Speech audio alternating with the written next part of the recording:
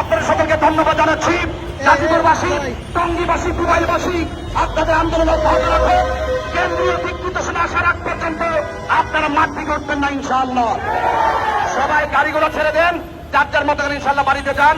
আল্লাহ আমাদের সকলকে কবুল করুন, আমিন।